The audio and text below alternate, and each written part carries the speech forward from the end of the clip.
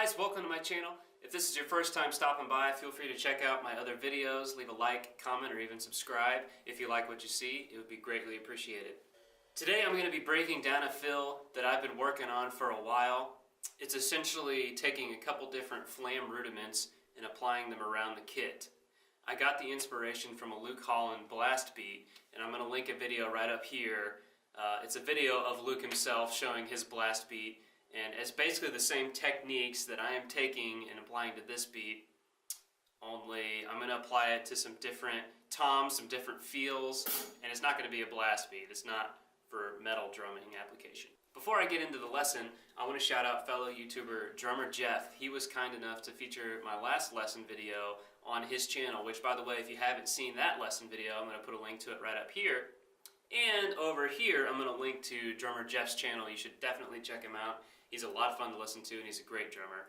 And by the way, Jeff, you did pronounce my last name correctly, so thanks, buddy. So, first things first, I'm going to show you the fill by itself at 80 BPM, and then from there, we're going to break it down.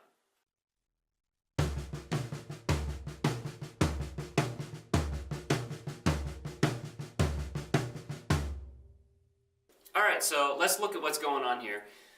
That was the fill in its very simplest form, but in order to understand what's going on here, you need to first understand the flam accent rudiment, and I'm going to demonstrate that for you right here on the snare drum, so check this out.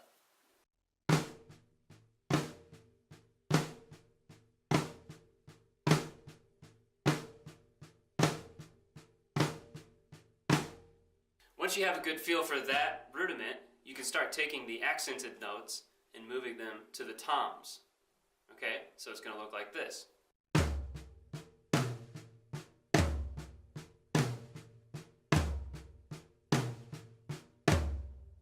Now, so you might think this fill would be a good triplet fill, and it is, it really is.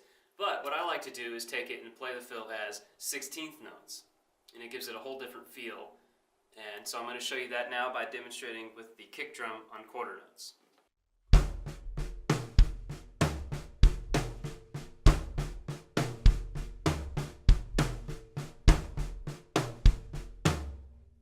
Now, this presents us with an interesting problem, as just playing the fill by itself in a loop, you're not going to land perfectly back on the downbeat after just a measure of the fill.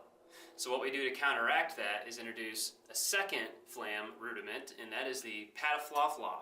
Yes, the patafla-fla.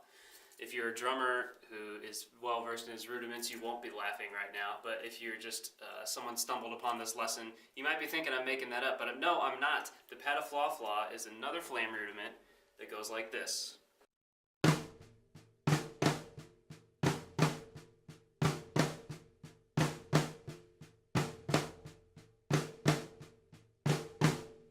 Now, we're only going to be using a portion of that rudiment, essentially the technique that you get from that rudiment, to bring us back around to the downbeat in our fill. So I'm going to play the fill again, and I'm going to introduce the patafla-fla rhythm to get us back onto the downbeat. Check this out.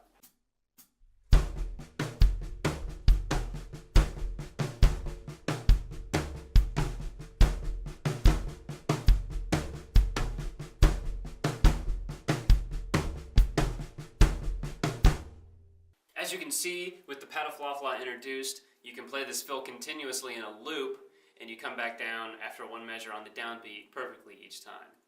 Now, make sure you pay special attention to the notes in between the accents. You want to make sure they are not quite ghost notes, but certainly not as prevalent as your accent hits. So now I'm going to play the fill as if all the notes were the same volume, and then I'm going to play the fill again with the notes in between, not ghosted, but just with more finesse. So check out the difference and see how much the fill takes shape when you take away just the loud, bombastic notes on the snare drum. So check this out.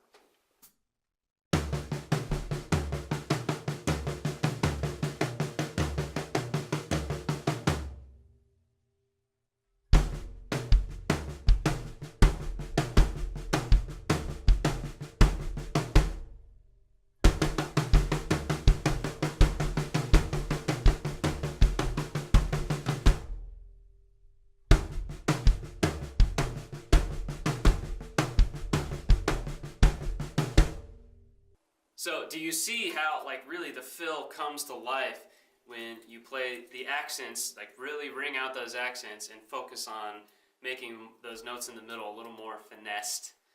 Okay, and you can take this around to cymbals, toms, whatever, and you can fill out of it however you like. You know, you don't have to just play the fill down to the downbeat. It's actually easier to play the fill and then fill out of it however you want back into a groove. So it's pretty versatile in that. Now, if you're playing Luke Holland's version of the fill, it is a blast beat, essentially. It's meant to be loud and bombastic, and it even has some double kick thrown in. I'm not good at it, so I'm not even going to try to demonstrate it for you. But again, I linked his video earlier in this video, so if you're interested in that, check it out. But that just shows how many different variations this technique can get you for fills. Well, now I'm going to show you a way you can take it as a triplet fill, playing it inside, say, a halftime shuffle.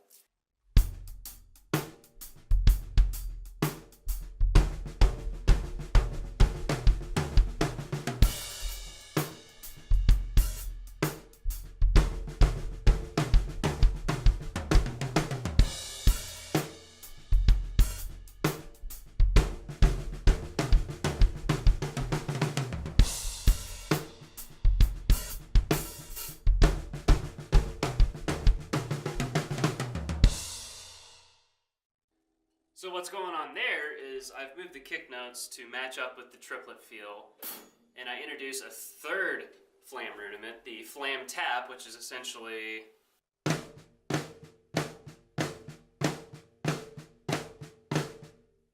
we use that new flam rudiment to flip the accent over. The accent now is on the upbeat instead of the downbeat.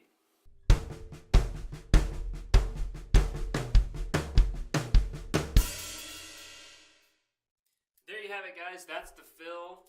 As you can see, there are many different applications for a fill like this, and I am still working on it. So if you guys come up with any neat variations of the fill, please leave a comment. I'd love to see what you come up with. That's all I've got today. Thank you so much for sticking around. And again, a like, comment, or even a sub would go a long way to helping me grow this channel, and I would really greatly appreciate it. I'll see you guys next time.